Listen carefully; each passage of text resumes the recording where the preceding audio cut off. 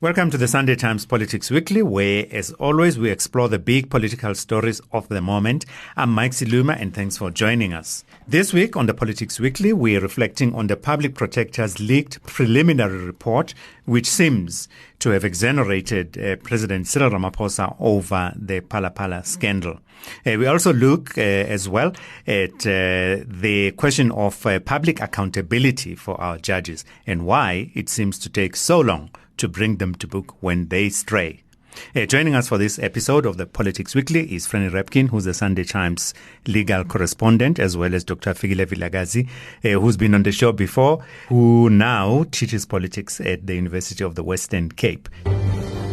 You asked Mr. Ramaphosa to sit down first. I'm standing. Now I warn you. I need to put on my big girl panties and keep going. You can't have two speakers standing at the same time. Security services of the Republic of South Africa, you may intervene. There's been several attempts on my life. Lower that hand or It's not allowed. The president is accused of serious crimes. He can't be addressed by a person like this. That's the order of the House. In order to pursue the greater good, you have to enable some people to eat a little bit. Corrupt people do not eat alone. They have a spider web. I now suspend the proceedings.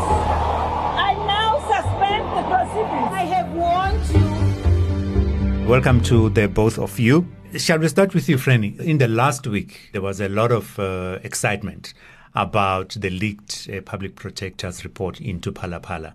And the leaning of a lot of media was that, it's a victory of sorts for the president.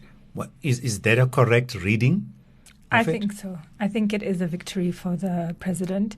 More so if you actually read the report, because what you see there is a very diligent investigation, very thorough, where the Public Protector's investigation team followed and tracked down almost every role player that you can think of.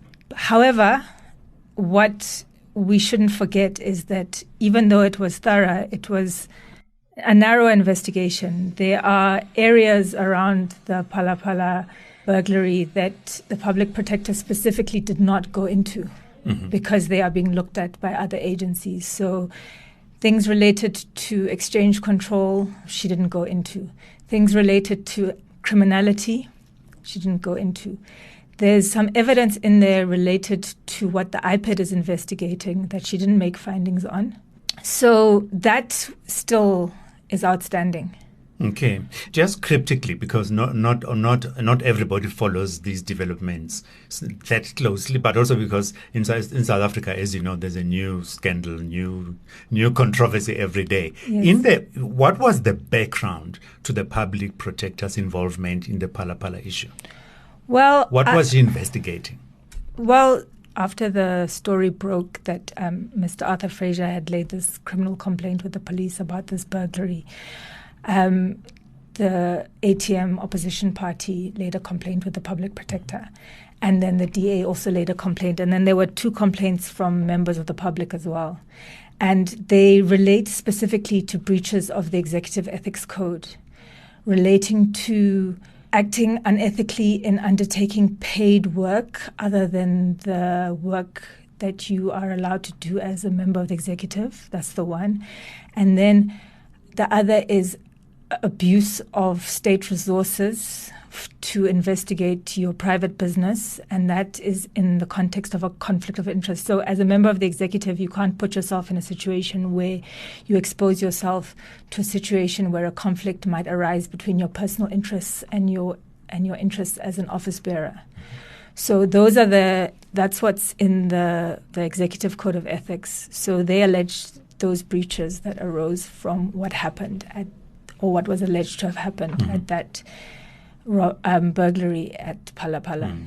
What does the code say? Is it saying that if you are a member of the executive, you may not run a business or be involved in a business? It's saying that you cannot undertake any other paid work. So one of the issues that is an interesting one from a legal point of view is, what does that mean? What does engage in paid work mean? And the Public Protector looked at some of the law around this. It's not something that has gone to the courts before. And she took quite a narrow definition to say that it must be about receiving remuneration. and said that the president did not receive any remuneration and was not involved in the active day-to-day running of Phala Phala, and therefore he did not engage in paid work. She said that that is a different consideration to what a financial interest is. Okay. So he does have a financial interest in Phala Phala, but when it comes to financial interests, you only can't have financial interests if they can possibly give rise to a conflict of interest. And looking at his financial interest, there is no conflict of interest, she found. So she distinguished between those two. Okay. Of course, we're discussing all of this subject to the report being A, being leaked, and B, being preliminary. Yes. So it could change. It could change. And what we must not forget about this is that I'm not sure what a preliminary report, this is a Section 7(9) notice. So it's what happens with a public protector is that they do their investigation and then they have to notify anyone who may be interested or affected by their findings and say, this is what we intend to find, and do you have anything to say about it? So we are expecting responses, and that could change the outcome. You mentioned other processes, legal or quasi-legal processes that are on the go.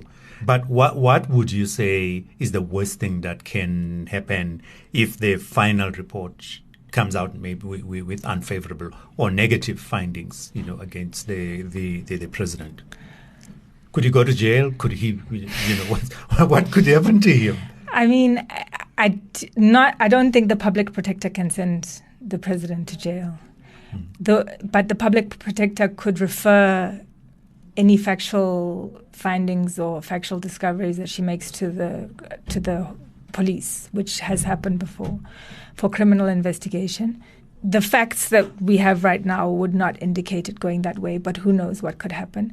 But breaches of executive ethics code, serious breaches, can result in serious consequences, not criminal consequences necessarily. I don't think that could happen. But depending on what could come back from the interested parties, if it were to change her mind, it's difficult to speculate about that.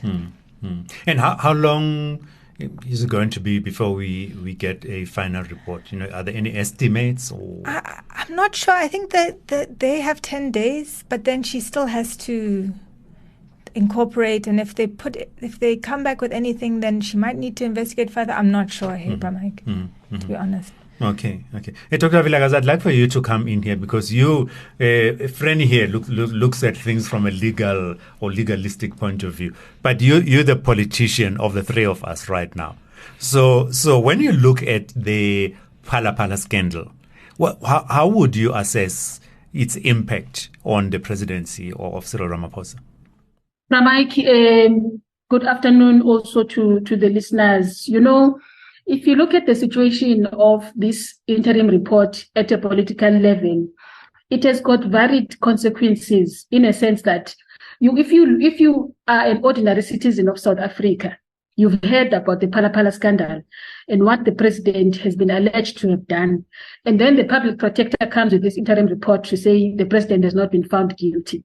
There are a number of questions that stay in your head, right? One of the questions is that how is it possible that the president cannot be found guilty when there have not been issues relating to the president speaking to the nation and taking the nation into confidence around the tax-related matters, whether the president really has had access to these dollars? How did they end up under the president's couch? How did the president ending up not paying the tax in relation to these issues? So that's number one. But also generally around the fact that the president owns a farm. A simple mathematics of this matter, as a citizen of the country, it tells us that if the president owns a farm, even if the public protector says that the president did not receive any remuneration from what happened around the dollars, the point of the matter is that the president is the owner of the farm. The president is the manager or the chief executive officer of the manager at the farm, right? So the president also has done certain conversations in relation to what has happened at the farm, which means then that even if the president does not receive remuneration directly at this point, somehow the investments that are related to the farm are proceeds that the president is going to benefit from, whether at the current moment or in the future. And that is happening whilst he is the president. So it speaks to Section 96 of the Constitution, Mike, and to listeners at home to say, how then can we say in that context that the president has not violated his oath of office, because it speaks to the conduct of cabinet members, and the president is the number one cabinet member in this particular case, who is not expected to undertake any other paid work. And if you own a farm or any business for that matter in South Africa, it is known. Whether that business is paying you money at this point today or tomorrow, the point of the matter is that you are a chief beneficiary financially of that particular business arrangement. And I think at a political level, these are the questions that are sitting with citizens to say, how is it that the public protector was blinded, on these matters? Can the public protector explain to ordinary citizens of South Africa to say, how is it possible that the president has not violated Section 96B of being inconsistent on these issues? Because the president did not account. Even Section 95 and Section 86 speaks about issues of accountability. The president has been silent throughout this issue of Phala Phala, and that there are simple things that matter to an ordinary citizen of South Africa to say, could it be, Mike, could it be that the president has used his position as a president to enrich himself in this particular regard, or to maneuver the situation, as of course there are certain allegations around the fact that he probably has done that. So the public protector does not take us into that place of confidence. The report is very shallow. The report is highly superficial when it comes to those issues. And I think the legal experts are telling us that, as I've listened also just now. So for me, those are the political questions that matter. Then to say, facing 2024 elections, how do you, as the current president of the ANC, expect that citizens will vote for you, having not taken them into confidence, having dealt with the manner in which the ANC has dealt with this issue at the National Assembly, literally shoving it down the drain, literally blocking a conversation even at the level of the National Assembly. Parliamentarians were never given a chance to actually engage on this matter because the ANC voted it out of parliament, and that is what is happening here with the public protector. The public protector is doing the same, Mike. Making sure that citizens don't even go further to question Phala Phala. The president has not been found guilty. So what is that? So for me, those are the issues that I think are key. You can't just leave it at that point. There's some level of depth that I think, as an ordinary citizen of South Africa, one would expect from a person that is our first resident of the country, a person that is likely to be a president of South Africa should the ANC become, a leading political party in post-2024. And unfortunately, from where I'm sitting, I think it does compromise the president politically. This report, even if it's interim, and I'm hoping that when it comes a report that is permanent, that the public protector will apply her mind into these gaps. Okay. Otherwise, it is likely to be a report that will compromise the president towards 2024. I think although you're coming from two separate perspectives, yourself, Dr. Vilakazi, and Franny Rabkin with us here, there is consensus that there are a lot of unanswered, lingering questions around this case, and we probably will get a clearer picture or come to a more definitive conclusion once, because as Franny is saying, there are other agencies which are still busy with their investigations. So probably some of the questions that are outstanding will then be answered by those agencies. But you are talking, Dr. Vilakazi, almost about a credibility question for the president, almost irrespective of what processes are going on, you from a political point of view.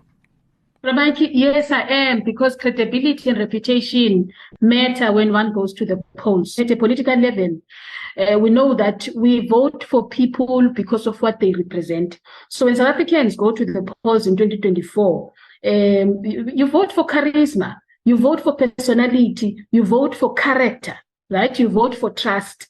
And you are looking at these things in the person that you are saying will take South Africa into a different place. right? Whether that place is about service delivery, changing the situation, giving us a better life as citizens. So those are the things that you're looking for. And you want to have a candidate that has been able to convince a voter that I do have that reputation that you're looking for. I am the person.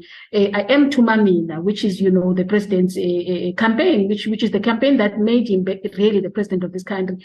So Tumamina to where? Tumamina when you can't really take the president, the country into confidence around issues of Phala Phala.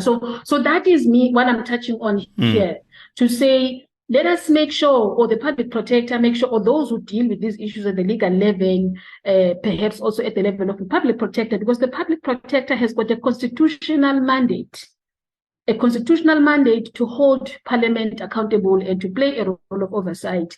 And as they are really doing this work around Phala Phala, they need to be very, very careful, the public protector, that she does not necessarily lean towards a kind of a report that will compromise the president in terms of reputation, in terms of charisma, that the South African citizen is looking at this point. I mean, Pramaiki, why I'm touching on these issues is because we know the level of trust within society as we speak, in the remaining couple of months as we go towards the polls, is eroded.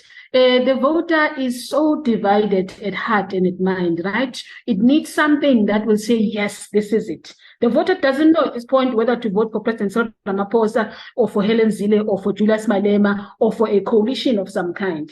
And that's a difficult place to be. So you need concrete things at this point. Yeah. In the context of Phala Phala, we need to be taken to that place. And that's why I'm touching on these things. Reputation matters, credibility matters, and it is very important that this report takes the country into that place. Yeah. Hey, Franny, I'd like for you to come in here, because just in relation to the loose ends of the scandal, in other words, different elements, the legal, the ethical, the exchange controls, and all the different aspects that are thrown up by this issue. The agencies, Dr. Vilakazi is concerned that the public protector didn't go to other places that ordinary people might have would have liked to.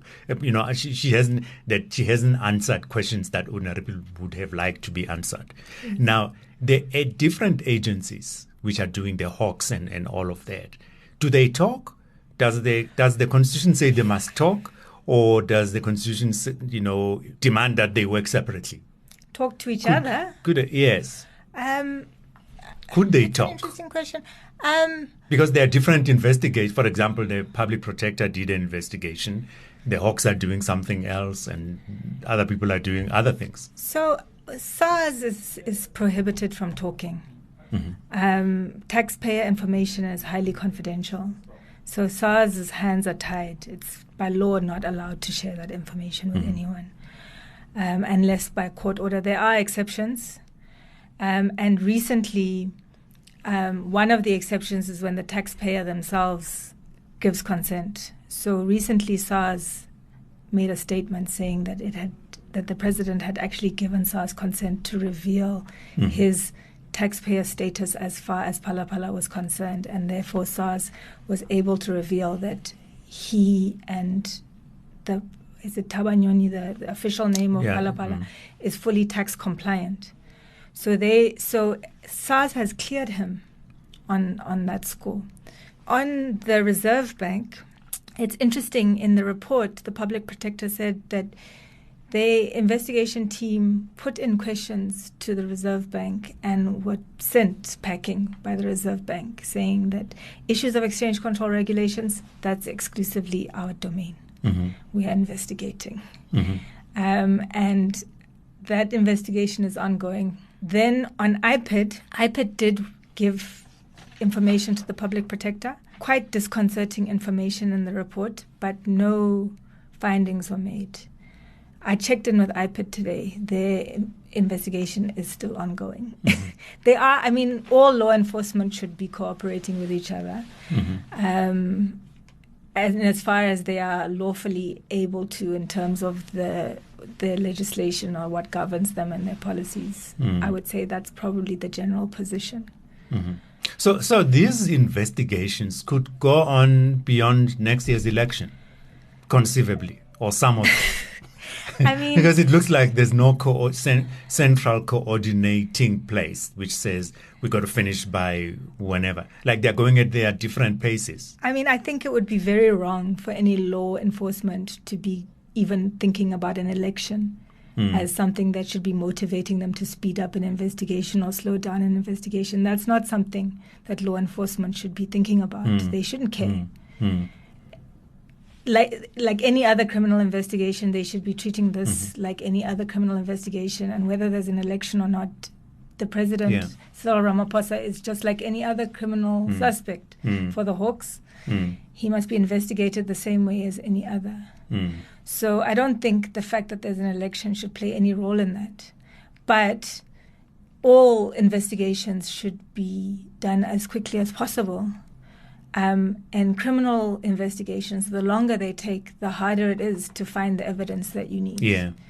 But we also know that the police are slow at the best of times. So I don't know how long it can take or how long it would take. Yeah. Earlier on, I was saying, that, our country is one of those countries where there's never a dull moment. There's always a new thing happening, new fight, new controversy, new shock. Yes. Now, the other matter of this week, the two arms deal judges, right? Yes. I thought that if you're a judge, you do your work, you wrap everything up, and you walk off into the sunset, and nobody's going to come back after you once you've retired. Now, That's Judge Siriti, Judge Siriti and Judge Musi are finding themselves in a bit of a pickle after their retirement. Yes. They were the judges who were sitting on the so-called arms deal commission, which investigated the procurement of armaments for the defense force. Now, what is the issue here? Why are they being brought back into under public scrutiny? So what happened was, after that report came out, there was a lot of criticism of that report for various reasons. And then the report was then challenged in court to say not that they wanted to reopen the whole inquiry, but it was taken to court on the basis that the Judicial Commission and the report that came out of it was irrational because the commission didn't do the basics of what it was supposed to do. And that case was successful and the report was set aside. But that was by the Pretoria High Court. Following that, Open Secrets, which is an NGO, then laid a complaint of misconduct against the two judges that sat on the panel of the arms deal inquiry. That's Justice Siriti and Justice Musi. And it went to the Judicial Conduct Committee, and the chair of the Judicial Conduct Committee at the time was Justice Zondo, who's Chief Justice Zondo now, was Deputy Chief Justice at the time. And what happens when something goes to the JCC, the first thing that happens is that the chair will look at it and will decide if I just take this complaint on its face without hearing the judges, would it merit a gross misconduct finding? And he looked at it and he said, just on its face, it would. So he referred it to the committee. And then the committee was supposed to meet to decide how they should move forward. And the next thing is Justice Siriti and Justice Musi went to court. And they said, no, we're retired now.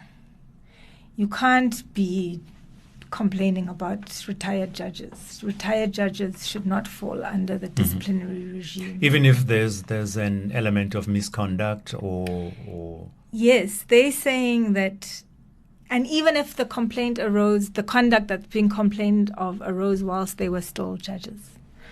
So their argument is a very narrow legal one. They're saying that the Constitution says that you're a judge for a certain amount of time, and it refers to national legislation. The relevant national legislation is the Judges' Remuneration and Conditions of Employment Act, and according to that act, you're only a judge until you retire.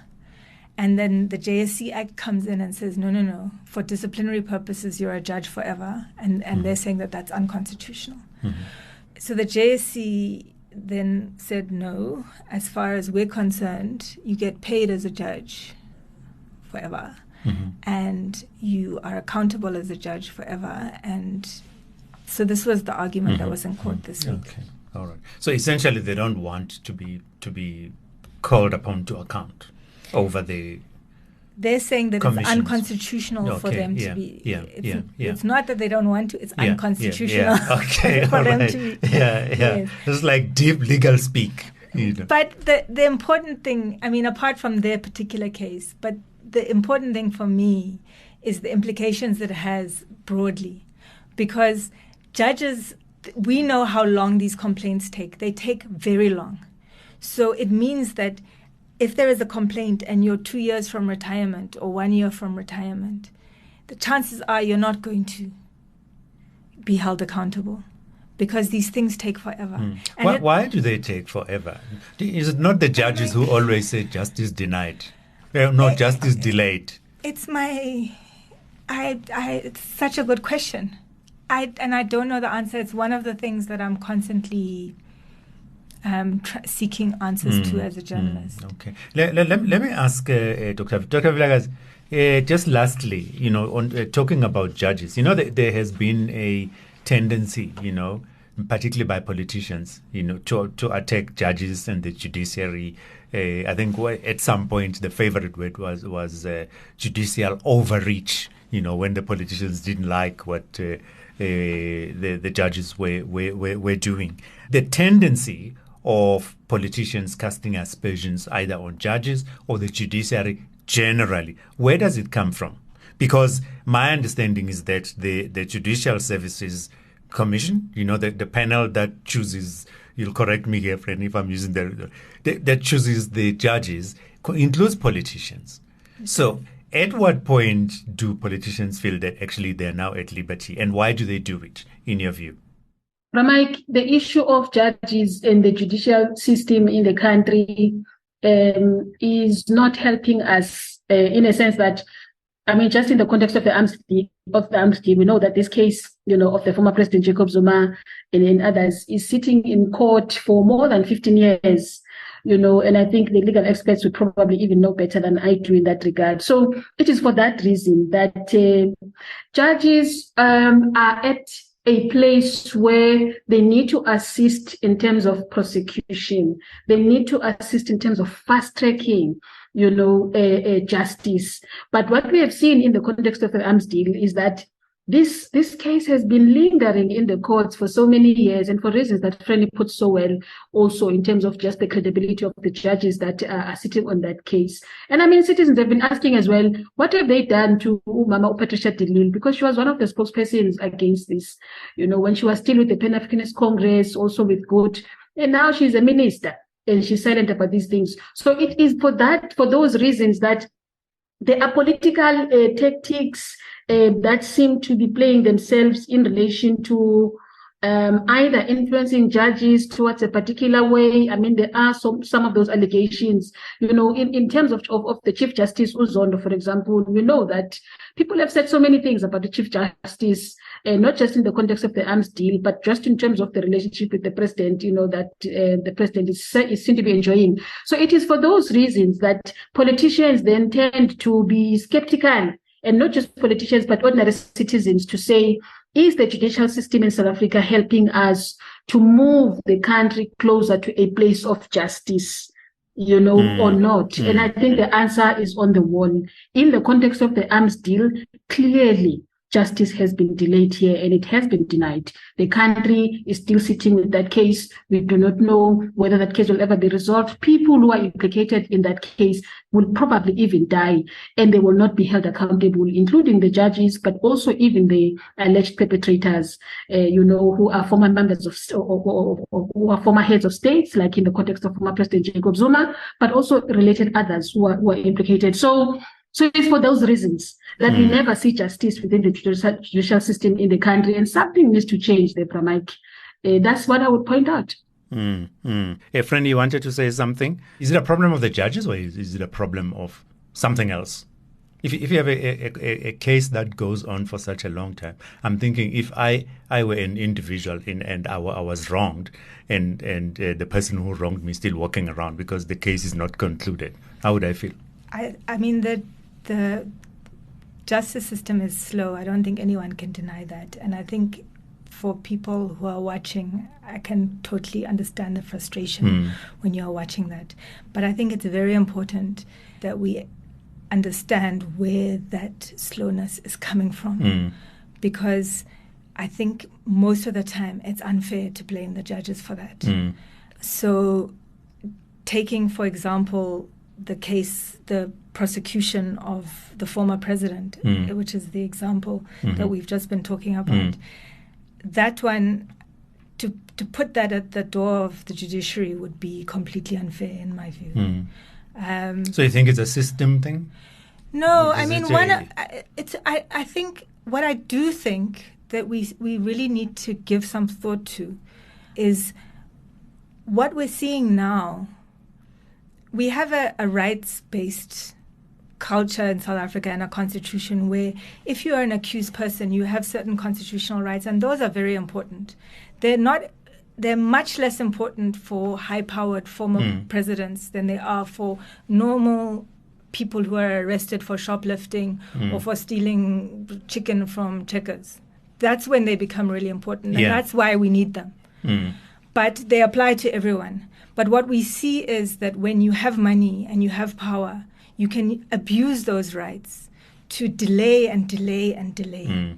I don't know if you read a story in the Business Day recently about a businessman called Porritt, who's been delaying his criminal prosecution for years and years and years just because of how much money he has.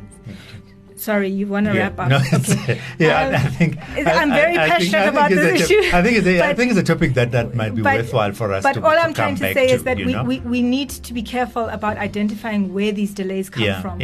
Because a lot of the time we can't lay them at the feet of the judiciary. But irrespective of that, someone would be justified to say something has to be done. Yes, I totally agree with that. Speed up things, I totally agree with that. Okay. So let's wrap it up there on the Politics Weekly for this week with my guest, Franny Rabkin, who is Sunday Times legal correspondent, as well as Dr Fikile Vilakazi, who now teaches politics at the University of the Western Cape. We really appreciate your time. I'm Mike Siluma. Until next time, do stay safe, stay blessed, and let's do good for our country.